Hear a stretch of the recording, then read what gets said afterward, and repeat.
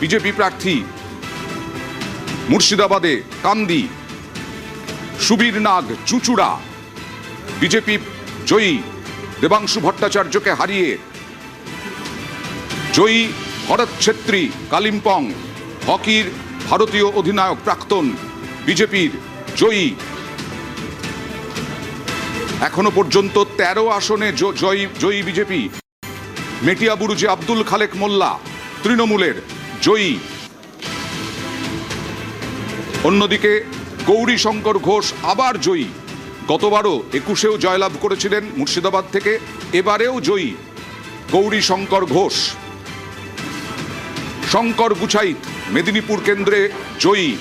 93টি আসনে তৃণমূল কংগ্রেস এগিয়ে, 195টি আসনে বিজেপি এগিয়ে। তার মধ্যে জয়ী যারা হয়েছেন তাদের দেখাচ্ছি।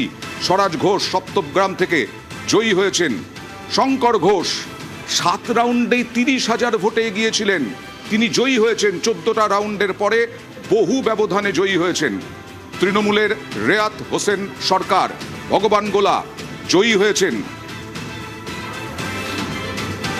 জয়ী হয়েছেন কাজল শেখ হাসন কেন্দ্রে জয়ী হয়েছেন কাজল শেখ।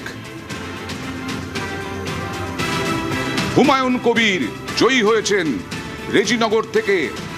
হুমায়ুন কবির জয়ী হয়েছেন।